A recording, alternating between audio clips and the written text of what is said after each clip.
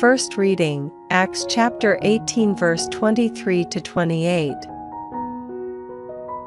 where he spent a short time before continuing his journey through the Galatian country and then through Phrygia, encouraging all the followers. An Alexandrian Jew named Apollos now arrived in Ephesus.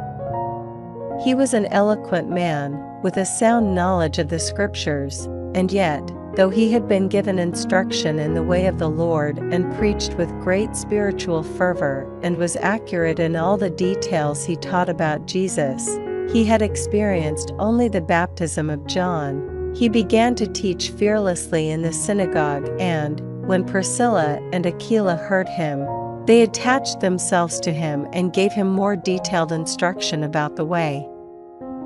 When Apollos thought of crossing over to Achaia, the brothers encouraged him and wrote asking the disciples to welcome him. When he arrived there, he was able by God's grace to help the believers considerably. By the energetic way he refuted the Jews in public, demonstrating from the Scriptures that Jesus was the Christ. Responsorial Psalm, Psalms chapter 47 verse 2 to 3, 8 to 9, 10. For Yahweh, the Most High, is glorious, the great King over all the earth. He brings peoples under our yoke and nations under our feet. God reigns over the nations, seated on his holy throne. The leaders of the nations rally to the people of the God of Abraham.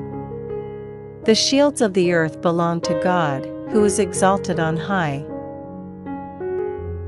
Gospel, John chapter 16 verse 23 to 28. When that day comes, you will not ask me any questions. In all truth I tell you, anything you ask from the Father he will grant in my name. Until now you have not asked anything in my name.